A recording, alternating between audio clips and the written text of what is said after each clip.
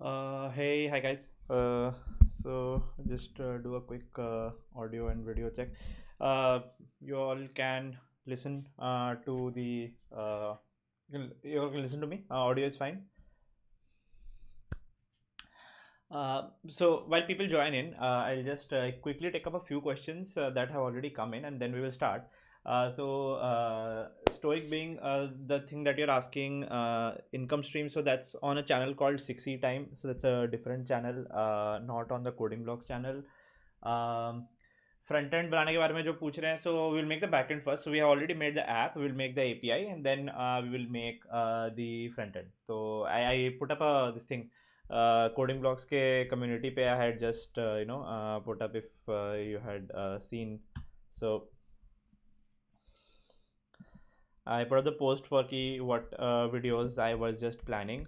So among that, like, there were more than 3,000 votes, and 62% of the people said that they want to see the live coding session for Node.js backend for the real world API. So we will do that first. We will do other things as well, one by one, right? Cool. तो let's get started. तो अभी we will have, I think, 4 or 5 sessions. I don't know कि कितनी जल्दी बन पाएगा. I think backend वाला थोड़ा जल्दी बनेगा rather than the app, because the app में ज़्यादा चीज़ें थे करने को. What we will do in this video, I'll just tell you a little bit. Okay. So this is the real world GitHub repository again. So realworld.io is the place where you can go to so realworld.io. If you go there, then you will see यहाँ API documentation है API वाले folder के अंदर, right? तो क्या है, हमें basically ये API बनानी है हमको, ठीक है? तो इस API के अंदर कौन से entities है.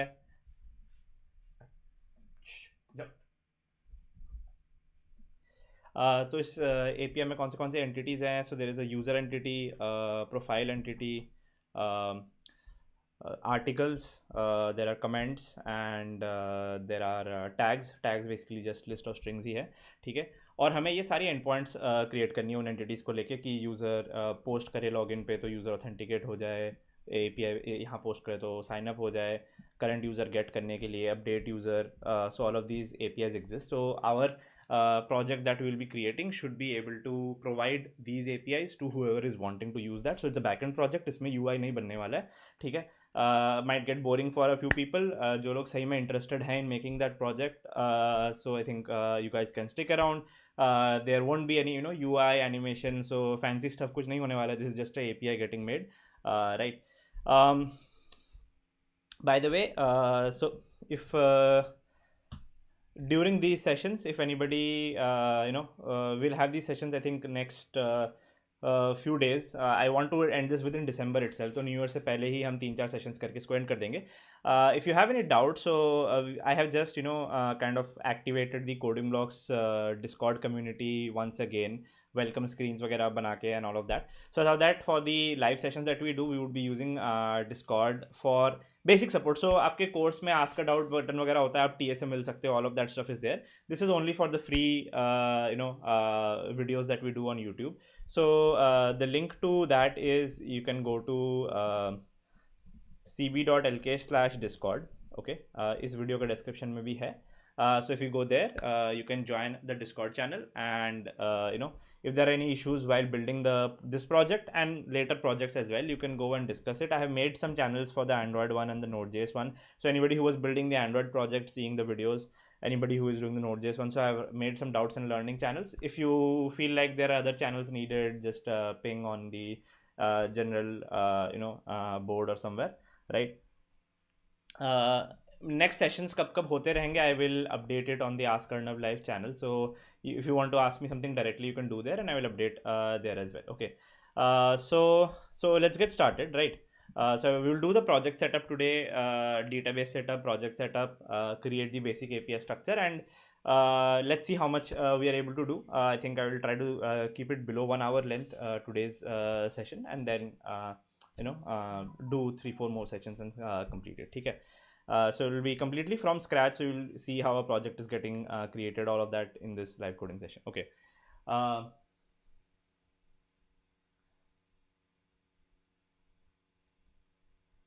Cool.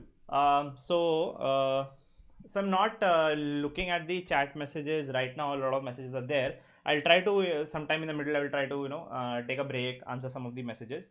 Let's get started with actually the coding part. Right. So. Um,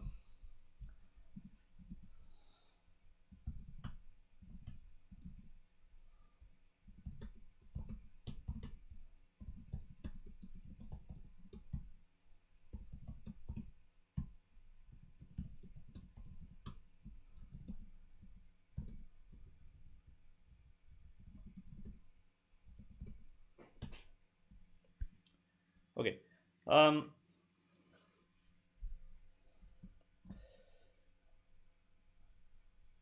So first thing, just do a Node.js project initialization here, right? It creates a project, version, etc., etc. So just go with whatever the default stuff is. Okay. And I'll just open it in a editor as well. So I'm using WebStorm here. You can use VS Code as well, right? Up to you. Web development के case में बहुत ज़्यादा फर्क नहीं पड़ता है. There are a lot of different IDs. All of them work very well. You can use Atom, you can use WebStorm, you can use VS Code. They are all perfectly fine. ठीक है. So I'll just open the project that I created.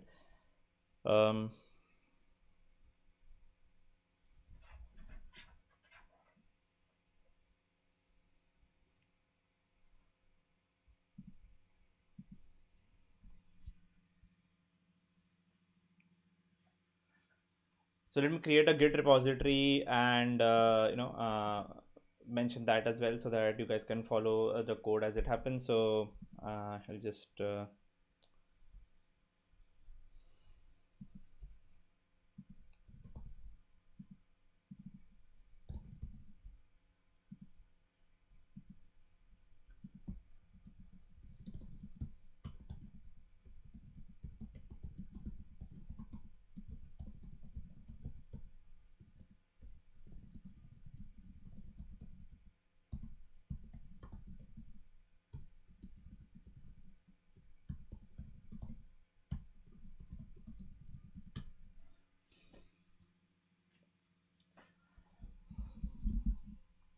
I will add a link to this in the description as well कि आपको ये code कहाँ पे मिलेगा. So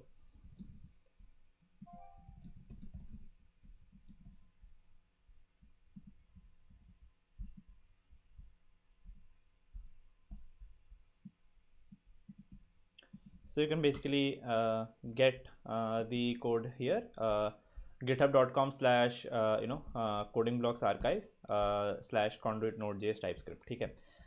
So let's get started with setting up the project. We have our package.json here already. तो हम क्या करेंगे यहाँ पे not sure. Terminal font. I think font size is all okay for you guys. If the font size is small or something, let me know during the session. Okay. So good question. Somebody asking why not using JS and why using TS. That's because these days in the industry, all backend, front end, all projects these days, a lot of people are moving to using TypeScript. If you look at React community, a lot of people are using TSX instead of JSX. If you look at Angular, they are already on TypeScript from the beginning. Vue.js, there's a lot of TypeScript getting used these days. We have been doing TypeScript for our backends as well as for our frontends at Coding Blocks in the last 1 or 2 years. That's what the dev team has been liking.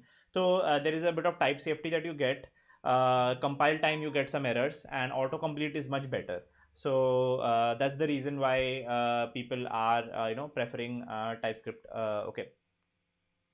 So so that's why and like backend also people moving to TypeScript a lot. So I want to just show you how to set up a project also in TypeScript. What are the things that change, what advantages that you get. So all of that stuff we'll be using, and there are a lot of frameworks which are TypeScript oriented in nature, like Angular is there on front end, Nest.js is there on the back end. I'll be using Type ORM, which is an ORM written in TypeScript. So there's a whole lot of TypeScript that's happening in the world, right? In fact, I think there was a nice Google Trends I had just seen recently. So if you go to trends.google.com and I think you search for TypeScript and versus you search for ES6. right? And if you look at I don't know, past 5 years, right? So ES6 is ECMAScript 6, which is the current version of JavaScript. And the number of people who search for ES6 and TypeScript were kind of in the similar range at a certain point back in 2016. TypeScript has kept on, growing a lot more than that. So TypeScript is really, growing as a language. In fact, if you search for, I think, other languages like Kotlin as well, you will see TypeScript is growing in the similar level. There's an interest that's growing. Okay, so that's the reason why TypeScript. Cool. So let's get started with actually writing the code and all. Right. So right. So we'll do npm install here. I need Express and I need TypeScript. Right. Um, so we'll do these two things. Okay. Um, then what I will do is I will create two directories here. I will create a directory called src and I will create a directory called dist. So that's where source files, my TypeScript files will go, dist files where the compiled files will go. I can mark these files also. I think mark directory as excluded and this thing.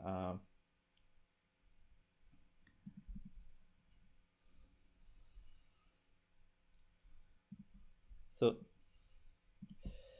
in my git ignore, I should remove the dist folder as well. So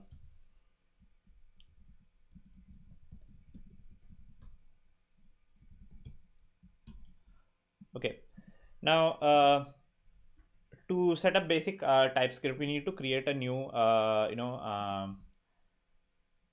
the tsconfig file. So you can write basically tsc and double hyphen init. So this command you can write. This generates a tsconfig file here, which tells how this project is supposed to be, compiled. So you can set things like the target to be ES 2016. You can set ES 2017 as well. Node.js would be able to run that. Right. Then strict mode true is good. It prevents you from making most of the errors that in JavaScript you can do because of type safety, right? Rest of the things, as and when we will require, we will change. So our out directory is going to be /dist and our root directory is going to be /src. Okay, so that's where the source files are coming from. This is where the output will go. Okay, so that's done. We will start with creating our new TypeScript file, which is our say index.js or server.js. Okay, sorry, it will be server.ts. Right. So the code is not very different from how we do in JavaScript, right?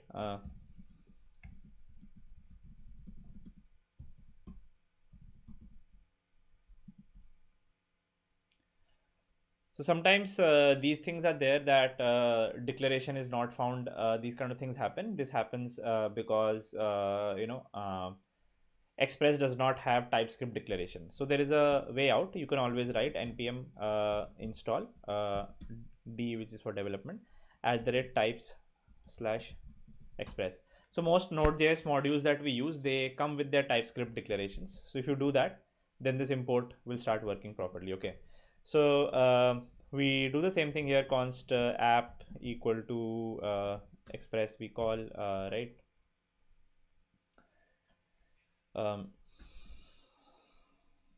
Yeah. Then we can do app.listen and app.listen we can do on some port. Let's say we can do with 3232 and the callback.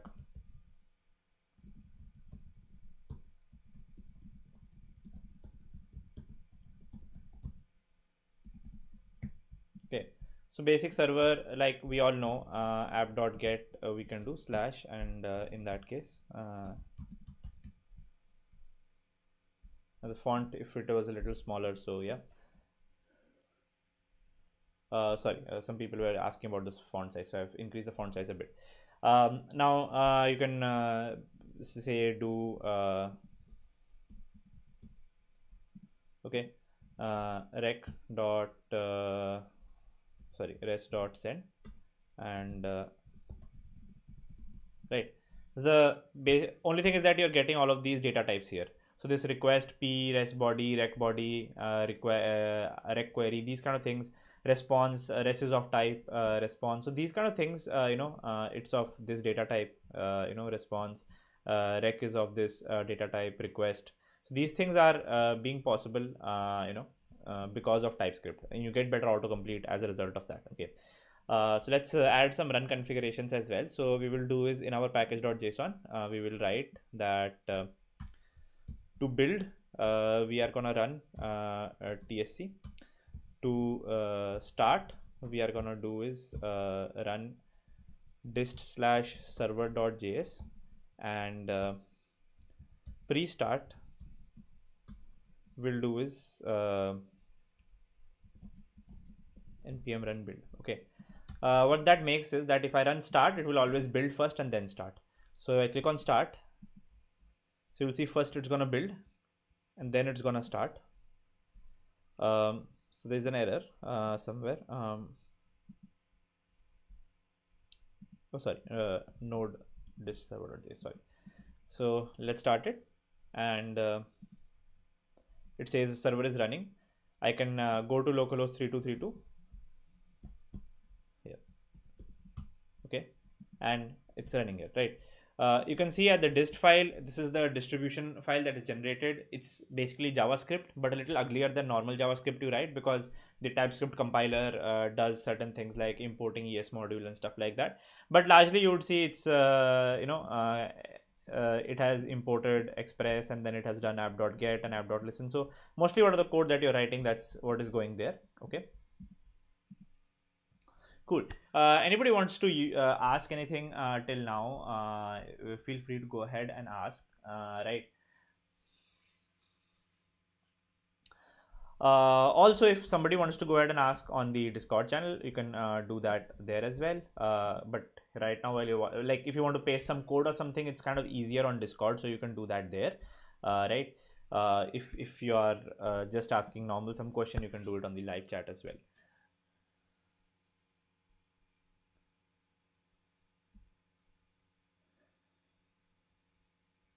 Yeah, anybody can join the Discord server, Mank. So it's cb.lk/discord. It's on the description, right? You can just join there as well. People asking about if the whole courses would be there on YouTube. Yes. So this is not a course as such. This is just a series of videos where I'm making a project from scratch. People who have zero knowledge of JavaScript might find it difficult to follow this. So the entire project would be on YouTube for free, and it will all be done live. Yes.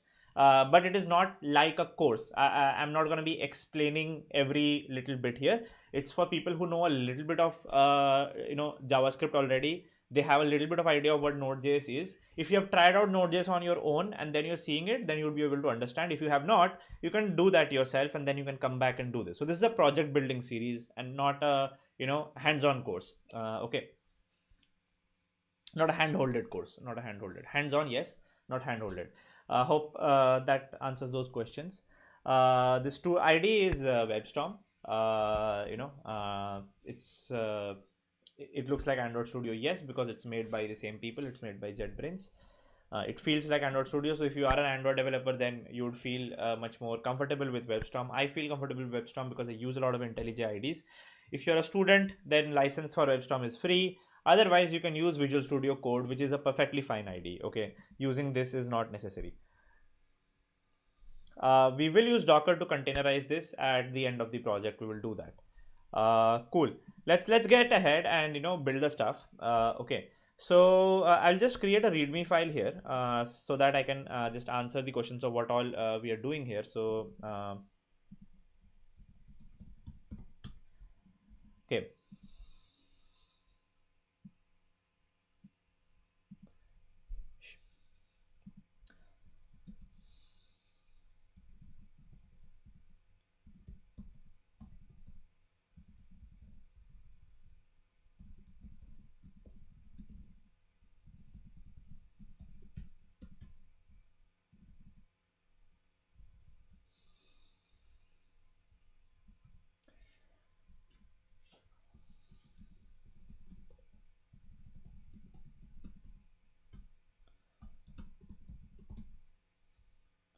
So we're using Node.js, of course. TypeScript, which I'm using as the programming language.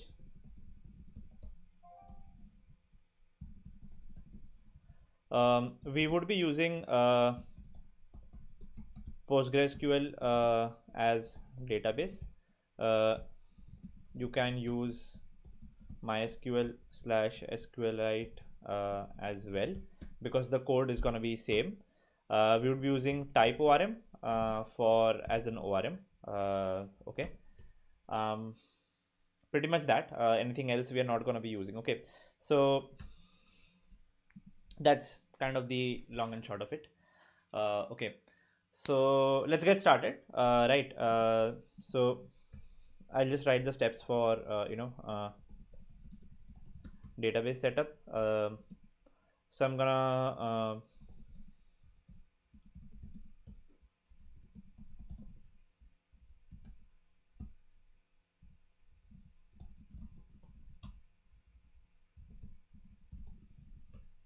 okay. So I'll just connect to Postgres. You might need to put your credentials and everything. So first of all, you will have to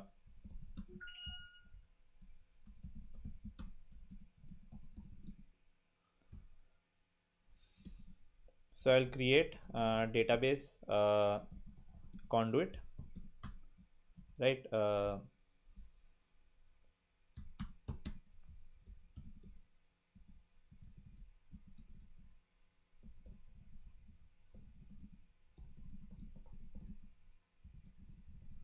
So what I need to do,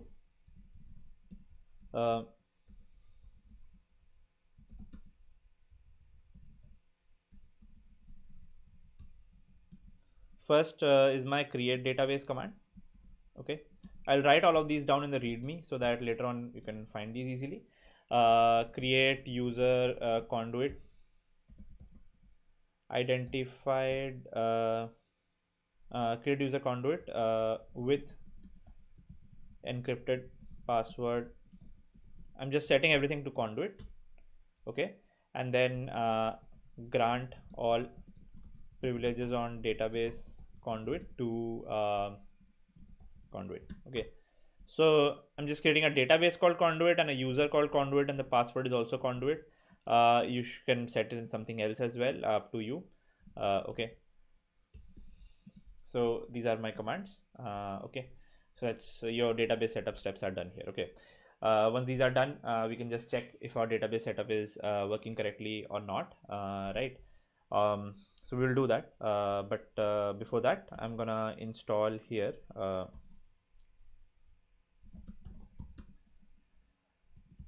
type ORM and PG and PG store. So type ORM is needed as our ORM that we are using. PG and PG store are basically Postgres connectors, Postgres libraries in Node.js which help type ORM connect. So even if you're using a different ORM like Sequelize, people who have done Node.js, they might have used Sequelize before, so they also work with PG. Okay. Okay. Any questions that are coming? So type ORM is Sequelize like only, but when you're using TypeScript, right? So people who are writing use Docker 2 on caps lock. See, don't come into the chat and show how dumb you are. We will use Docker when the project has been done. What will I do with Docker before I have not written a single line of code, right? We will use Docker in this project to containerize it when my logic has been written. Okay. ORM is object relational mapper, which helps us write classes, right? And they get converted into tables. Sequelize also does the same thing. Why I'm using type ORM? Because when you're using TypeScript, then type ORM works much better than Sequelize. You will face more issues in TypeScript if you're using Sequelize. Sequelize is more suited for plain JS. If you're using TypeScript, then type ORM is something that more people use. Okay. So type ORM has a documentation. We'll just go there actually, and let's just see how that works. Okay, so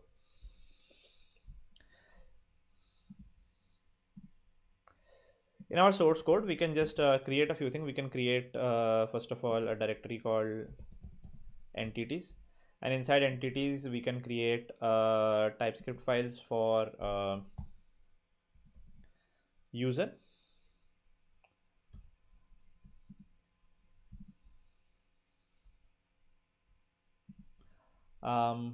We need article, and I think we need comments.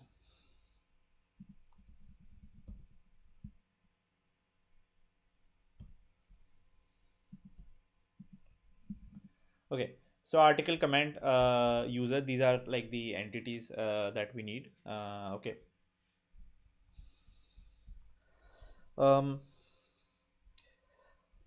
Great. So now with TypeScript, how do we work? We create an entity like this, entity export class user, and then we create the table, and we create a connection, using this create connection like that. Okay. So in my server.js, let's this app.get and stuff, it's there. Let me do is, um, import create connection from type ORM. So what we'll do is, before doing app.listen, we will create the connection. So to create the connection,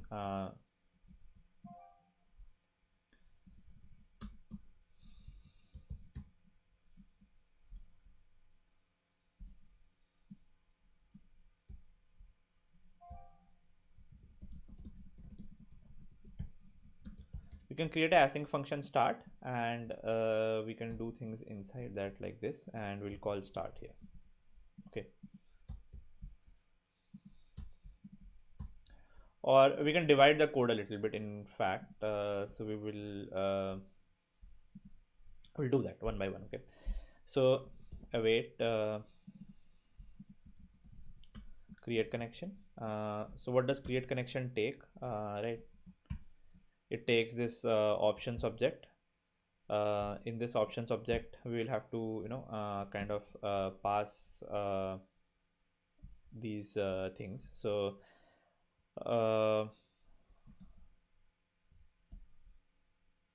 we have to pass the type. So type would be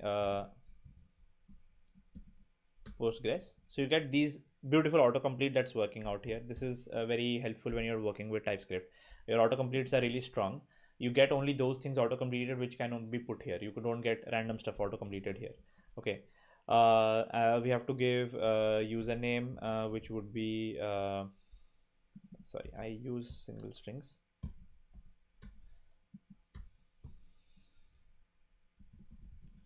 So that's my username. My password would also be Conduit, and my database would also be sorry, Conduit. Okay, so these things we should create constants and save them somewhere in a configuration file or something like that. For that, there is a orm config file that you can create. We will do that. Okay, we will not. I'm just telling you in the beginning so that you keep it in mind that we will do it properly. So you can do a orm config.json file like that and not commit it to GitHub. Right now I'm doing that because this is not my production config. This is just my local machine stuff, right? This is my database. Then we have to pass the entities here. So entities would be an array where we will pass, we'll see how the entities are passed.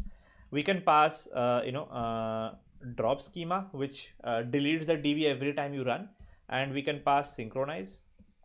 So if you run synchronize, then what happens? You can take a look. You can click on any one of these things, control click, and you get very nice documentation. Again, that's the reason why I really love TypeScript. So the documentation says that if database schema should be auto created on every application launch, so I keep synchronize to true. You can keep logging again to true. So you can see logging, logger options. You can set it to all, query, schema, what kind of things, right?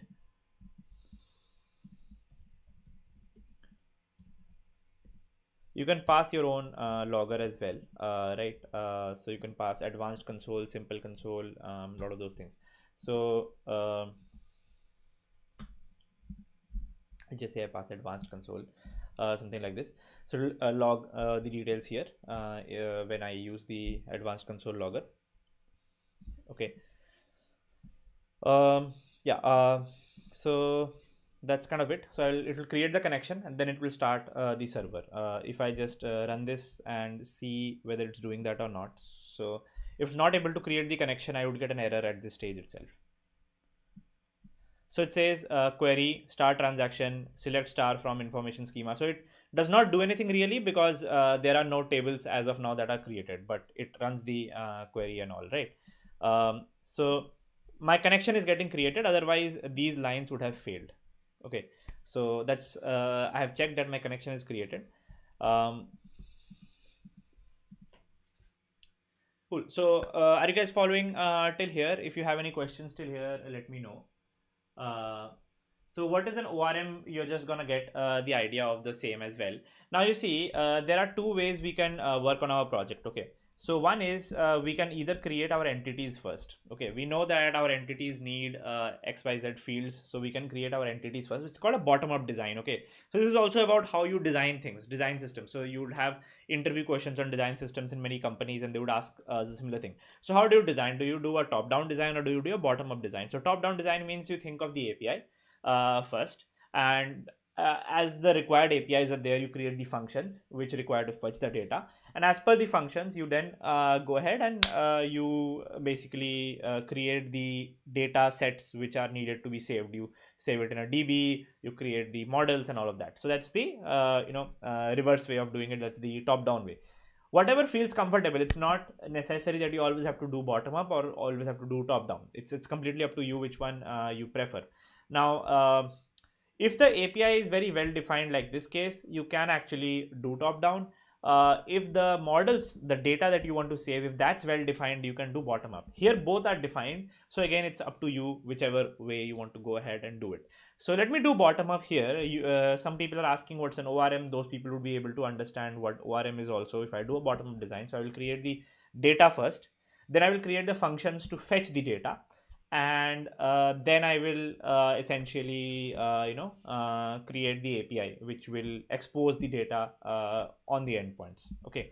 I hope it's clear to people who are watching it at this stage. You understand the different layers, right? The API is what the clients will basically send a request to, and they will get the data.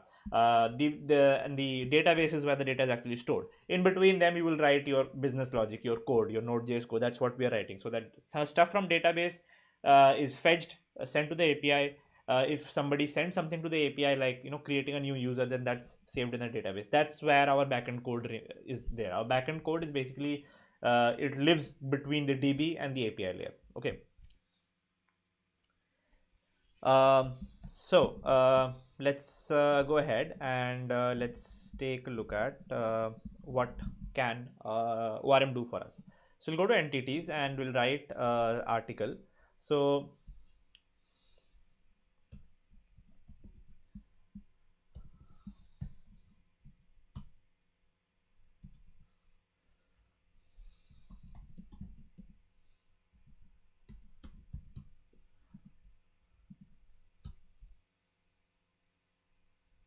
So when you write this, you get an error from TypeScript which says that experimental support for decorators is a feature, etc., etc.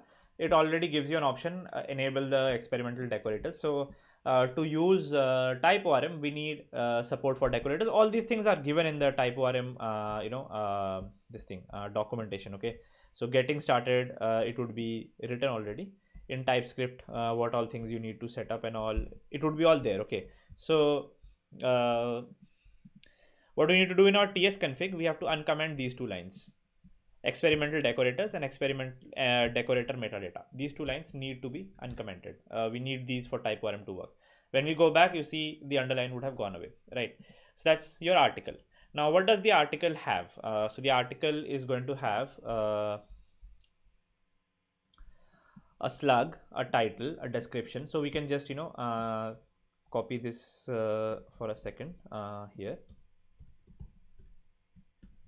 And I'll just write the things here. So we'll need a slug. We can keep this comment out here at the top. Okay. So in article we need primary column.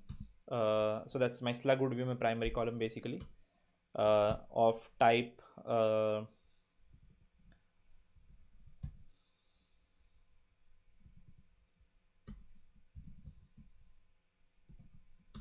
would be string, right? Then it will be called slug, and its data type would be string. Okay.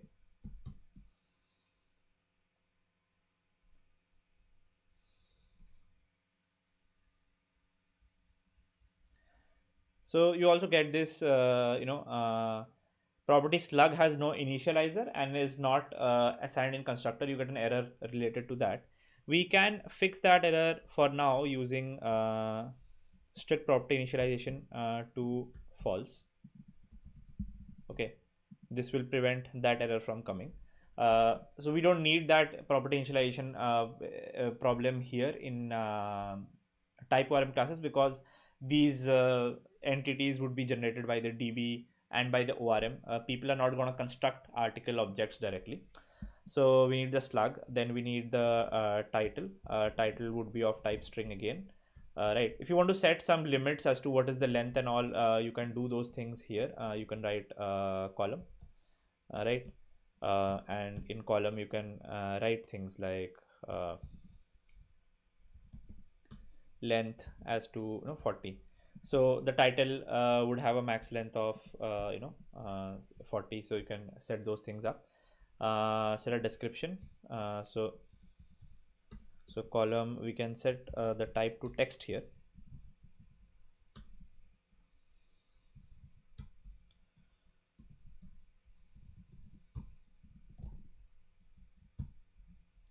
Cool. Let's just say I keep just these three things, nothing else. You will really understand what's the advantage of an ORM right now. So I have this class which contains, let me just put the comment at the bottom only. Yeah. So I have this class which has slug, title, description, just this stuff, right? If I go to my server.ts and inside entities, I just bring this article here, right? Now if I start my project, so let's see what logs get printed. We already have an error, I think, here. So data type string is not supported by Postgres database. So Postgres does not support string data type, right? So we can handle those things. We can set this to text as well. And we can give this a length as well of say 30 characters like this. Maybe this has 50. So sorry, this would be 30. Yeah.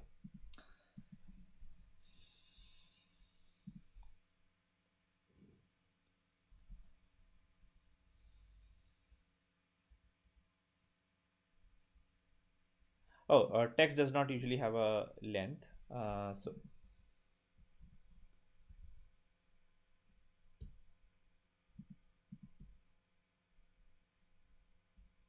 we can in fact let the type be. We can just set the type here. So these kind of errors automatically would be thrown to you depending on what data type you have set. So now you see here are the queries that have been created. So it has done this thing. Create table article, slug character varying 30 not null, title character varying 50 not null, description is text not null. There is a constraint that's a primary key is on slug, like this. Okay. Now if I go to my DB basically, right?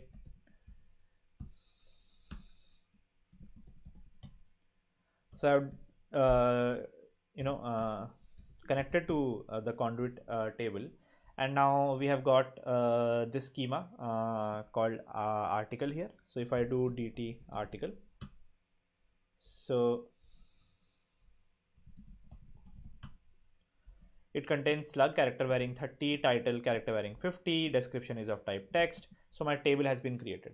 Now you are creating classes like this, and type ORM is creating tables for you on behalf of you. So that's the advantage of having an ORM. So that's why we use ORM. So automatically tables get created for you.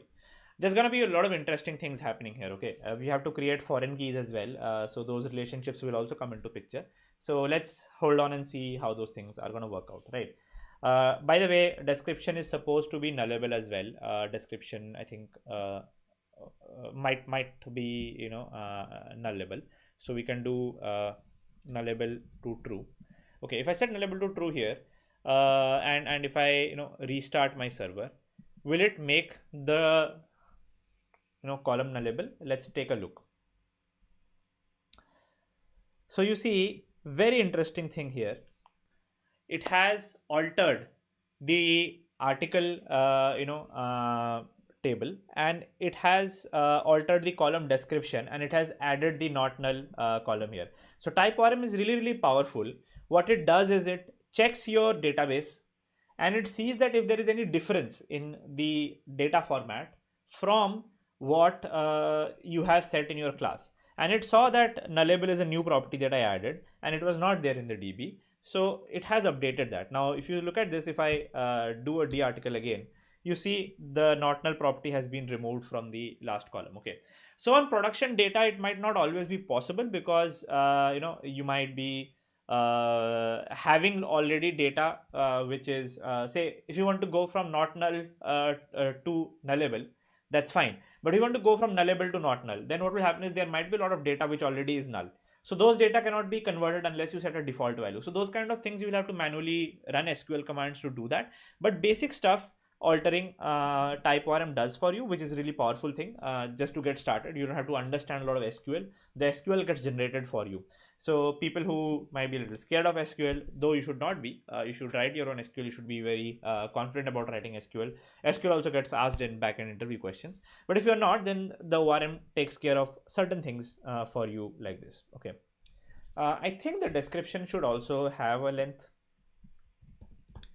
of maybe I think 100, and we should have a column of type which should be text for the body instead. So if it's nullable, you should set it nullable here as well. It can be nullable, that entity. Okay. So body would be of type string. What else do we have? We have a list of tags. We will get to that later on. There should be a created at and updated at. So can typeorm do these things for us? We can check it out once.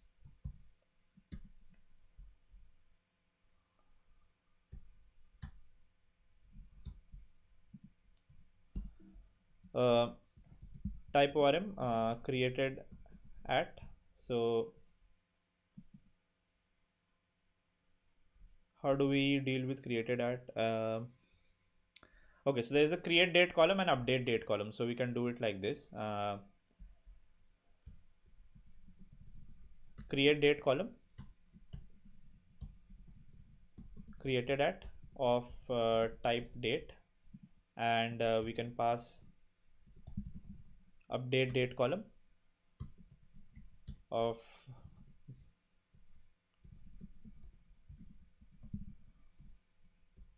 okay.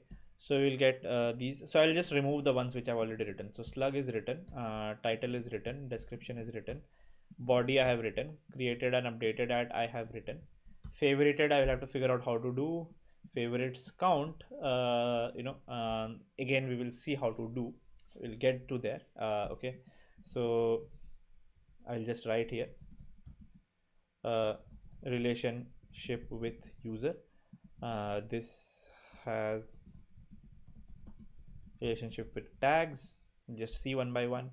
Again, this is relationship with user is involved here. So we'll get to that one by one. Okay. So this is our entity class is for the article. Okay. Now we have to create an entity for user as well. So let's go to user and see how the user objects look like. So that's what the user object is like.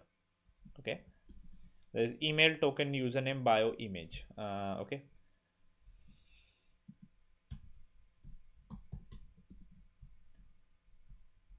So I'll do the same thing.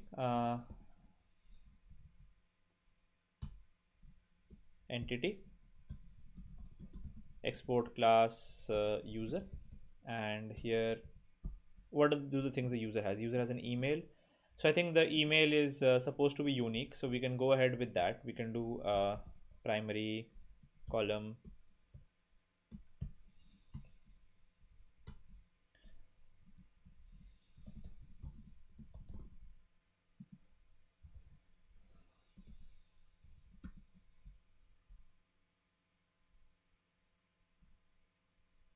You can write this note, so that's fine. So that's my email. Then there would be another column for username. So if I want this to be unique, I can add true here, and nullable should be false. This is gonna be username. Okay, I'll just remove the stuff from here as well. The token is supposed to be generated in a little different way. We'll get to that. Okay, so need a bio, right? So again, another column. Bio can be big. If bio can be big, so our type will be text for that, and then can be nullable as well, I believe. If it is nullable, so we can write nullable true. And then there is image, similar type. Okay, so bio and image are taken care of.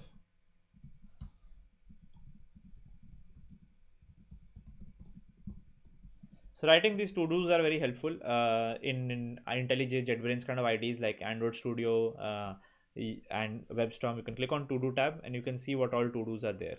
Okay, so it's a good thing in your code, write these to-do lines so that you can come back to your code and update the parts of it later on. Okay, now the interesting thing is articles need to have a relationship with the author. So what we'll do here, we will write one user many to one, right? We'll write many to one. We'll write join column.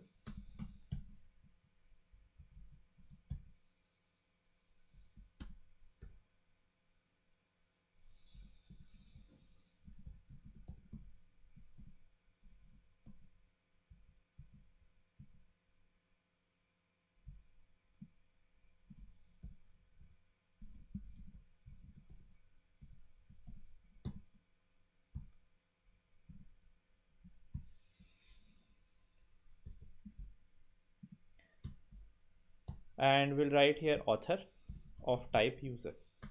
This is a very interesting thing. If I write there is a many to one relationship from user, so you can write many to one. There is also one to many kind of things are there. So we have many to one relationship here. Many articles can be written by one user, right? And the name of that field is supposed to be author. Okay, you can give it some author ID or some kind of name here as well. Okay, so let's restart this and see what happens when I write my code like this, that there is going to be an author object of type user inside article. Okay, so that's what ORMs are able to do, and I'm not sure if those who are watching live, I think a lot of people are watching live, 100 people or so, and it's a very important thing I'm explaining about ORM. So even if you're not able to catch the rest of the code till now, please try to focus on what I'm saying here. Essentially, when you create a foreign key, right, in a table in SQL, what you're doing is you're relating an article to a user. So an article needs to have an author. The author is going to be a user. One user can write multiple articles. So there we will create an article ID column inside, author ID column inside articles, right? Author ID in articles. Now all the author articles which have author ID 1, it means they are written by user 1. All the articles which have author ID 2, it means they are written by user number 2. Right, so that's how we do that relationship. Okay, in fact, if I just go and kind of try to show it to you in yeah, so if I have like articles table, and if I have a users table, so in users table, let's say there is John and there is Jane, and their user IDs are let's just say right, so John is 1 and Jane is 2. This is their ID, right? And these are articles. So articles, let's just say that they have some title, and they have some body, right? So this is some title and this is some body.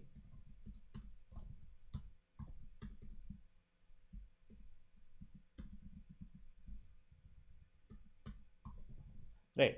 Now, if I add a column called author ID, and if this is basically a foreign key to user IDs, so if I write 1 and write 2 here, and I write 1 here, it means that this article is written by John, and this article is also written by John. This one is written by Jane. So if I create an object out of this article, essentially, it would be an object of this type, where there would be title, and title would be this, and body would be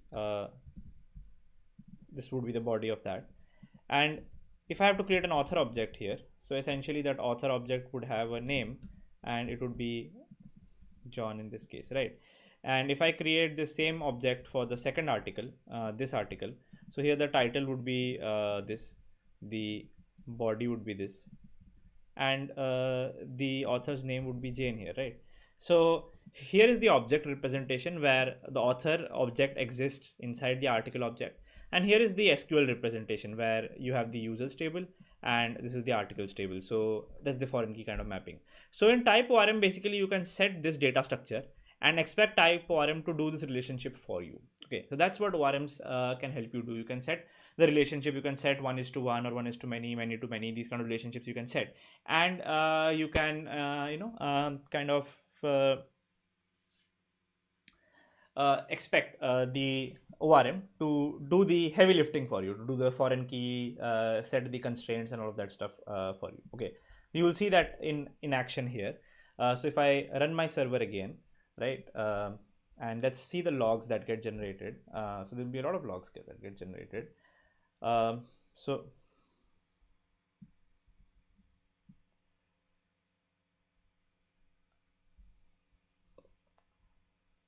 okay, so there is article author was not found, so there is a bit of an issue here. Let's see.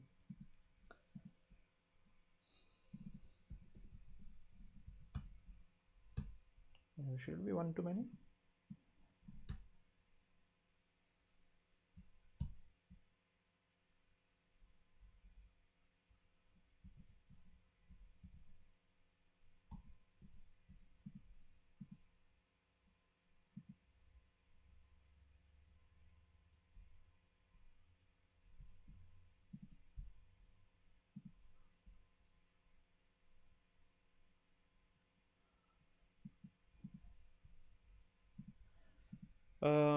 Let's drop everything and do it again. Let's see, let's keep drop schema to true.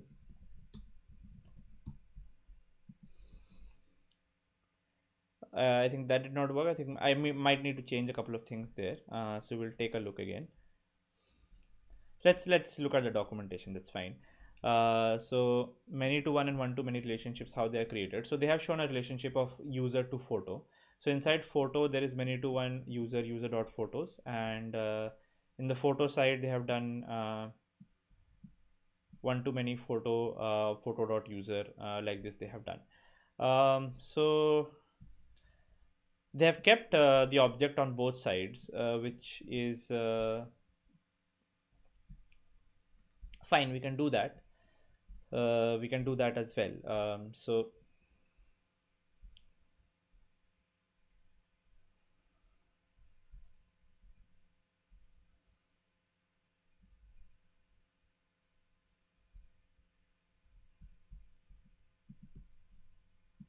can remove this join column, this many to one user. Let's run this. I think the join column is not needed in this case.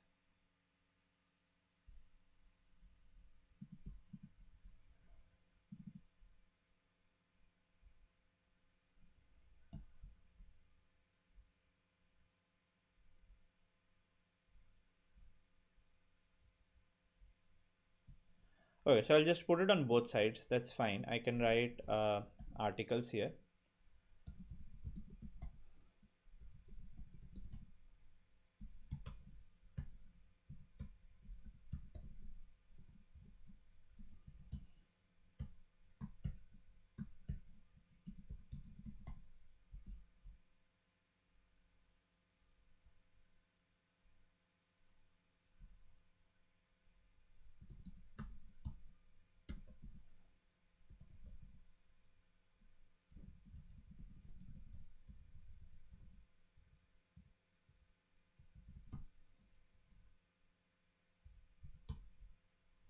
And I'll do the other side here on the article side, this, and then you do user dot articles. Let's see if that works.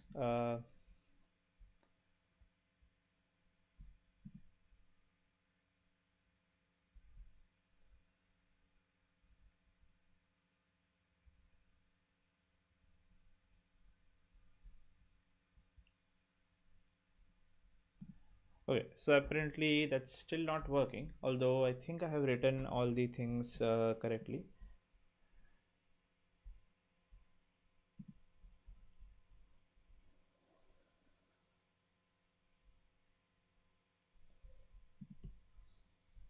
Oh, I think I know the problem. So these kind of problems we will face a lot. So writing the other side, this was not needed actually. I don't need to save articles inside user. This is fine. The problem was not this. The problem was that in server.ts I had not added the user entity. So it was just creating a database using article, not using user. So we have to pass both the entities when creating the database configuration. Then it should be able to do that, and it has done that. Okay, so that was my issue here. So if you face similar kind of issues, you have to just read the error also properly. It said that the entity user was not present. And that is because here in entity I had not written user there, so that was the mistake there. Okay. If I had still not found out in another minute or so, I would have gone and googled. Okay, it's fine to go and google, that's not a problem. So here it has created table user, and it has created a primary key constraint on that. It has created article. So article has a primary key as well, and then it has added a constraint which is foreign key, so it's author email, and that way it has linked the user. Okay, so now if I go and check my tables again, so there's article table, there's a user table. So if I describe article, so article contains slug, title, description, body, created at, updated at, and it contains author email, which is basically the foreign key. He's the foreign key constraint which references user email. And if I describe user, you can see there is email, username, bio, image, right? Email and username cannot be null. I have not set password right now. You will get to know why I have not set password. We'll do it one by one. Okay. And this is the primary key, and there's a unique constraint and all of that stuff. Cool.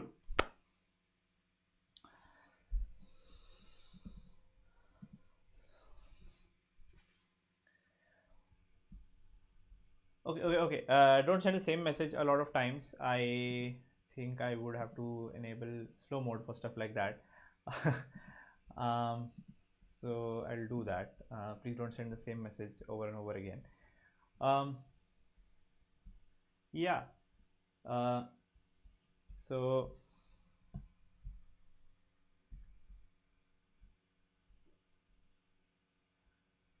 any doubts still here? Were you able to understand things? If you were not, I can pick up some of the doubts at this point. When we use ORM, do we need to think about normalization and all? So yes, you should think about normalization. You first of all use the ORM. Don't think about it first. Okay. So that's a good question, whether we should need to think about normalization, all of that stuff. So normalization is not about database. Normalization is about how you structure your data. This is very important in your mind. Okay. If you have two not just tables, if you have two objects which contain redundant data, then your data structure in your mind is also not normalized. So normalization is not about database only. It's also about how you think about that data. If you're storing the same field in two places, then you have a problem. Okay, that's A. B, to begin with, in ORMs, don't use normalization, like don't manually normalize things. Just go ahead and create stuff. Okay, and then later on see the structure of your DB, and you see whether there is scope of normalization there or not. And some of those things can be fixed via the ORM. Some of those things might need manual editing of the SQL as well. Okay, but initially don't think about that. Now I will give you an example here, not about normalization, but in general an example. So look at this. I created a unique constraint on username. It has automatically created an index of B-tree username. Now making such an index was not needed, but it figured that if it is unique, then I might be searching by username. So it has created a B tree index for that, which will make searching by username very, very fast because it's a B tree. Got it? So those couple of things like that, TypeORM automatically does for you. Okay. This drop schema thing, I think we should write a to do here, not for production, before I push this code. So I'll do is I will push this code right till here, and then we'll look at a few more things. Basic DB and TypeORM is done. Okay, so you should be able to look at the commits and get a good idea. So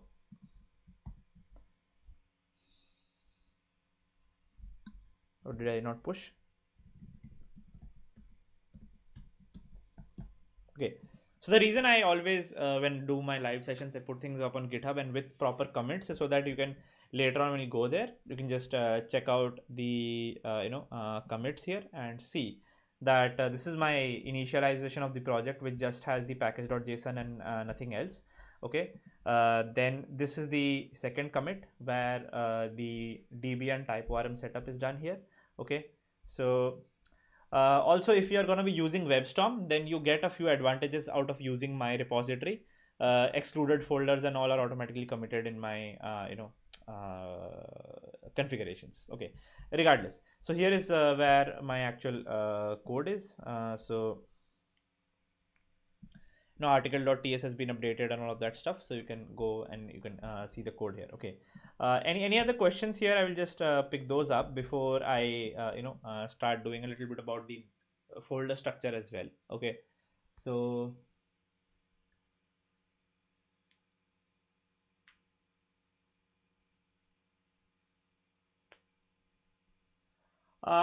a techo. Okay, so I have got a very interesting message here. Somebody has written that, do I need UI design for this, and if yes, how do would you like to share how you send project details to a UX and UI designer, and he would like to work on that.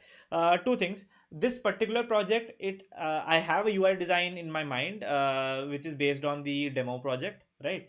So I don't need it, but I will pick that up. I will do that at the end of this video. I will give you a little idea about how I give designer my requests as to how to design things. Before that, let me look at any other technical questions if there are. Right. So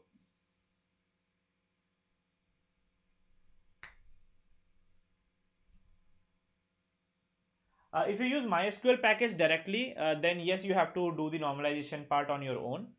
If you don't use Sequelize or TypeORM, that's correct, Devansh. TypeORM versus Sequelize, Sahib has asked. So if you're doing a plain JavaScript project, prefer Sequelize because there are more options in Sequelize. It's an older project and it's better supported. If you're doing a TypeScript project, use TypeORM. Okay, so that's basically what I do, right? Uh, DB migrations can also be done by TypeORM, though too complex would not be done. Okay, some things might be done. MVVM not explaining right now because this is a backend project and we don't do MVVM in backend. We do that on front end. Okay, cool. So the UI question. I think what I do with something like this is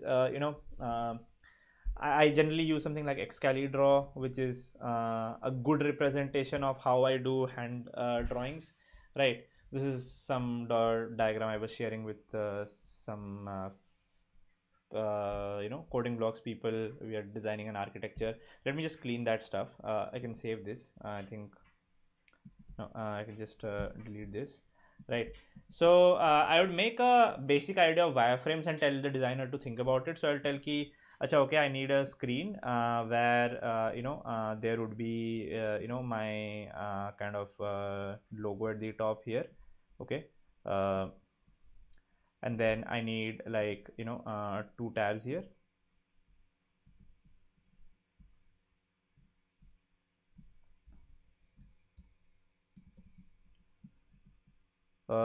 This is just giving some idea that okay, let's say we have two tabs. One of them is the selected one, so this is the selected tab.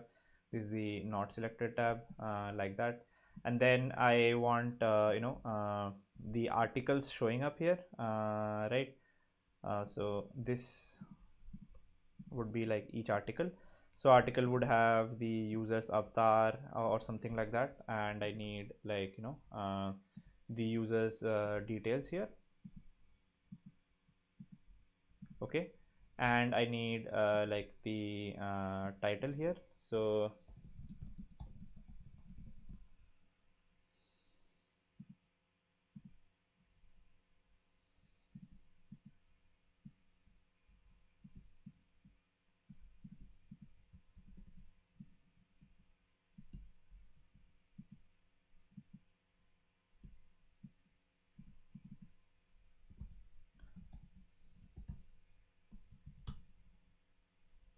so you can go to lipsum.com, take some text, right, and paste that there.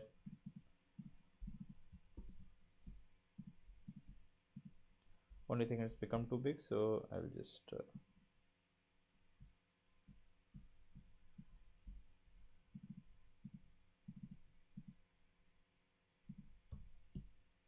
right. So here's how each article should look like. I can select it once, copy this, yeah. So that's kind of how my front page I want it to look like. And then I can tell my designer that, please go and design this for me, please. And then, if you want to change the tabs here to something else, feel free to do that. If you want to change the logo, something, figure out whatever logo is good. Color combination is up to you, but basically this is the data that I want to show. Go ahead and please help me design this for you. So that's kind of how I give design requirements. So does that answer your question? I hope. Uh,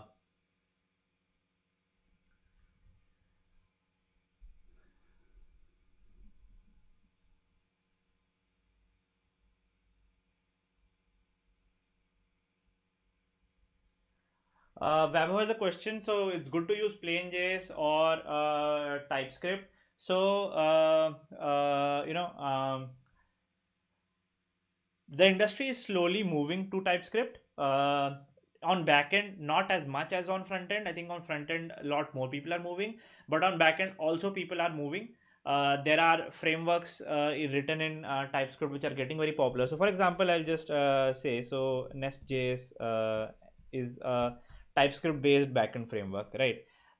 It's very much more difficult to work with than Express because there's a lot of formatting and all that stuff. But as you can see, it has like a good amount of growth. It's growing, and there are like weekly downloads are around 4 lakh downloads every week. It's not a lot compared to Express. Okay, so if you look at Express, it's just phenomenal. Okay, but Express is more flat, so Express is not really growing a lot, right? It was at 1.18 there, it's at 1.44 now. But if you look at Nest.js, so it's growing, so it's upcoming. It was at 182 there, and now it's at 434. So it's growing a lot, much less than Express, right? And this is just not a direct indication of TypeScript. A lot of people are using Express with TypeScript as well. Okay, that you can check from this package at the rate types/express. Okay, now if you look at this package, you would understand how many people are using Express with TypeScript, and you see that's a big number. That's 53 lakh downloads of that every week as well. So on backend, people are moving to TypeScript slowly. It is definitely growing. If you look at TypeScript package itself, that would give you like a even bigger idea. So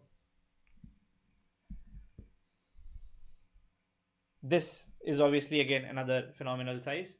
Okay, so I think industry people are preferring TypeScript more and more. The reason Microsoft made it also is because you get type safety, you get compile time errors. So not all errors happen here. So for example, if I write here by chance an article, I don't know, like I write users here, I automatically get an underline here. It will not compile, right? If I try to start my server again, and you will notice here something that it does not try to run my code. It gets an error at the build level itself. It says that there is an error here. So that's the advantage that you get from languages like Java, C++, where there are compile time errors which prevent runtime errors from happening. So you get those benefits. Those benefits are there, and as a result, big companies where there are big teams working on complex projects, they are starting to slowly move to TypeScript. And that's why I'm making this project on TypeScript, because I want to get you guys ready for the future of the industry rather than how people were working in the past. And also, if you know how to work with TypeScript, you by default get to know how to work in JavaScript as well, right? TypeScript is a superset of JavaScript. Cool.